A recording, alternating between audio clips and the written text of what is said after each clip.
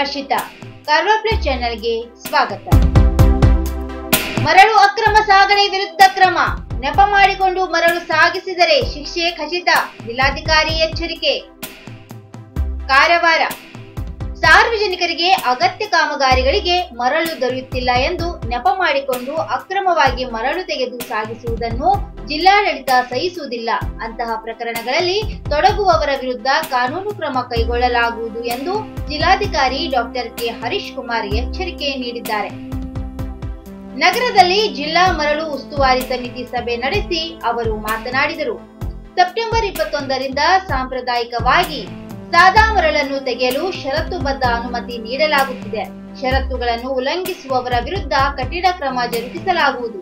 ಸಾರ್ವಜನಿಕರಿಗೆ ಯೋಗ್ಯ ದರದಲ್ಲಿ ಮರಳು ಲಭಿಸುವಂತೆ ನೋಡಿಕೊಳ್ಳಬೇಕು. ಹಾಗಾಗಿ ಅಗತ್ಯವಿರುವಲ್ಲಿ ಜಿಲ್ಲಾ ನಿರ್ಮಿತಿ ಕೇಂದ್ರದಿಂದ ಮರಳು ಬ್ಯಾಂಕ್ ಸ್ಥಾಪಿಸಬೇಕು ಎಂದು ಸೂಚಿಸಿದರು.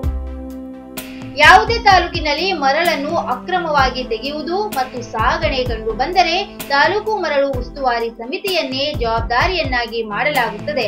ಆ ವ್ಯಾಪ್ತಿಯ ಅಧಿಕಾರಿ ಮತ್ತು ಸಿಬ್ಬಂದಿ ವಿರುದ್ಧವೂ ಕ್ರಮ ಜರುಗಿಸಲಾಗುವುದು ಎಂದು ಡಾಕ್ಟರ್ ಕೆ ಹರೀಶ್ ಕುಮಾರ್ ತಿಳಿಸಿದರು.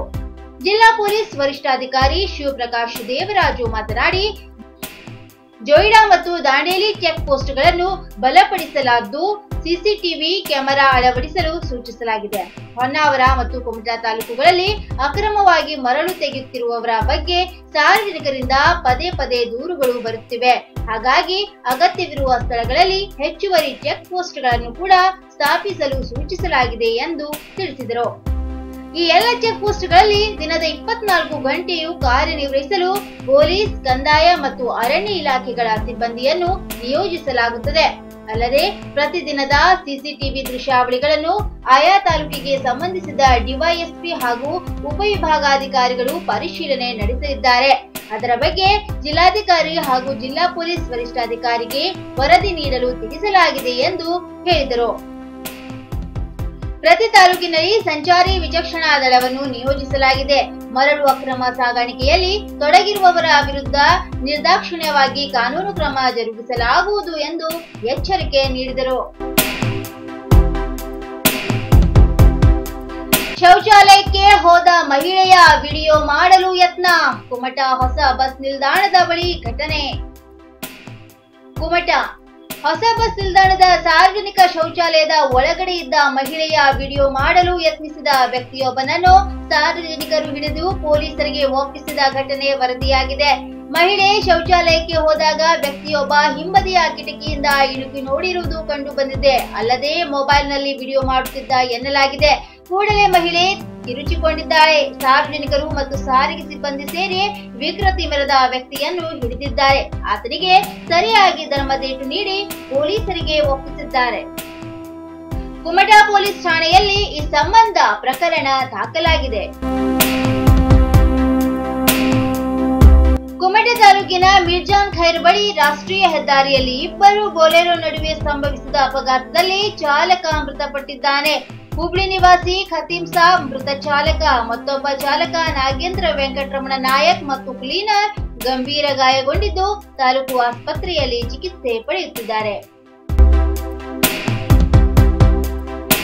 ಭತ್ತ, ಕಬ್ಬು, ಬಾಳೆ ಬೆಳೆಗಳು ಹಾಳು.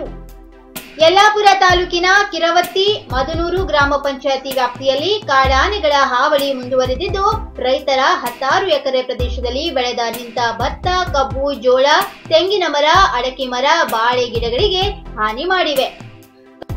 ಕಳೆದ 1 ತಿಂಗಳ ಹಿಂದೆ ಒಂಟಿ ಸಲಗ ಕಿರವತ್ತಿ ಹಾಗೂ ಮದನೂರು ಭಾಗದಲ್ಲಿ ಸುತ್ತುತ್ತಿತ್ತು. ಇದೀಗ 15 ದಿನಗಳ ಹಿಂದೆ 8-9 ಆನೆಗಳಿರುವ 2 ಹಿಂಡು ಕಾಣಿಸಿಕೊಂಡಿದೆ.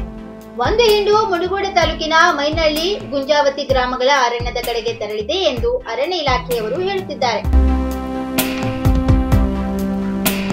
ಕಿರವತ್ತಿ ಹಾಗೂ ಮದನೂರು ಭಾಗದಲ್ಲಿ ಸಂಚರಿಸುವ ಮತ್ತೊಂದು ಹಿಂಡಿನಲ್ಲಿ 3 ಮರಿ ಆನೆಗಳಿವೆ ಎಂದು ಹೇಳಲಾಗುತ್ತಿದ್ದು, ಅವು ಕಿರವತ್ತಿ ವಲಯ ಅರಣ್ಯ ವ್ಯಾಪ್ತಿಯ ಕರಡನಕೊಪ್ಪ, ಮದನೂರು, ಮಾದೇಕೊಪ್ಪ, ಅಲ್ಕೇರಿ, ಜೋಗಿಕೊಪ್ಪದ ರೈತರ ಗದ್ದೆ ತೋಟಗಳಿಗೆ ದಾಳಿ ಮಾಡಿವೆ. 2 ದಿನಗಳಿಂದೀಚೆಗೆ ಕರಡನಕೊಪ್ಪದಲ್ಲಿ ಗಂಗಾಬಾಯಿ ಗಾವ್ಕರ್, ಗೋಪಾಲಕೃಷ್ಣ ಗಾವ್ಕರ್, ಪುಂಡಲೀಕರ್, ಶಿರ್ನಾಳ್ಕರ್ ಮುಂತಾದ ರೈತರ ತೆಂಗಿನ ಮರ, ಅಡಕೆ ಮರ, ಬಾಳೆಗಿಡ, ಜೋಳ, ಭತ್ತದ ಗದ್ದೆಯನ್ನು ತುಳಿದು ನಾಶ ಮಾಡಿವೆ.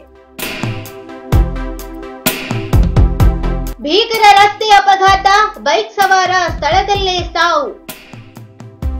ಶಿರಸಿ ಲಾರಿ ಹಾಗೂ ಬೈಕ್ ನಡುವೆ ನಡೆದ ಭೀಕರ ರಸ್ತೆ ಅಪಘಾತದಲ್ಲಿ ಬೈಕ್ ಸವಾರ ಸ್ಥಳದಲ್ಲೇ ಮೃತಪಟ್ಟಿರುವ ಘಟನೆ ಉತ್ತರ ಕನ್ನಡ ಜಿಲ್ಲೆಯ ಶಿರಸಿ ತಾಲೂಕಿನ ಶಿರಸಿ ಮಕ್ಕಿ ಬಳಿ ನಡೆದಿದೆ.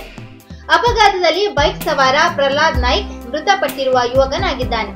ಈತ ಬೈಕ್ ನಲ್ಲಿ ಹೋಗುತ್ತಿದ್ದ ವೇಳೆ ಅತಿ ವೇಗವಾಗಿ ಬಂದ ಲಾರಿ ಬೈಕ್ಗೆ ಡಿಕ್ಕಿ ಹೊಡೆದಿದೆ. ಪರಿಣಾಮ ಬೈಕ್ ಸವಾರ ಸ್ಥಳದಲ್ಲೇ ಸಾವನ್ನಪ್ಪಿದ್ದಾನೆ. ಲಾರಿ ಚಾಲಕ ಪರಾರಿಯಾಗಿದ್ದು, ಪೊಲೀಸರು ಅಪಘಾತಗೊಳಿಸಿರುವ ಲಾರಿಯನ್ನ ವಶಕ್ಕೆ ಪಡೆದಿದ್ದು ಚಾಲಕನ ಹುಡುಕಾಟ ನಡೆಸಿದ್ದಾರೆ. ಈ ಬಗ್ಗೆ ಶಿರಸಿ ಪೊಲೀಸ್ ಠಾಣೆಯಲ್ಲಿ ದೂರು ದಾಖಲಾಗಿದೆ. ಇನ್ನು ಮತ್ತಷ್ಟು ಸುದ್ದಿಗಾಗಿ ಕಾರ್ವಾರ್ ಪ್ಲಸ್ ವೀಕ್ಷಿಸಿ. ನೀವು ಯೂಟ್ಯೂಬ್ ಅಲ್ಲಿ ನೋಡ್ತಿದ್ದೀರಿ, ಸಬ್ಸ್ಕ್ರೈಬ್ ಮಾಡಿ, ಬೆಲ್ ಐಕಾನ್ ಕ್ಲಿಕ್ ಮಾಡಿ.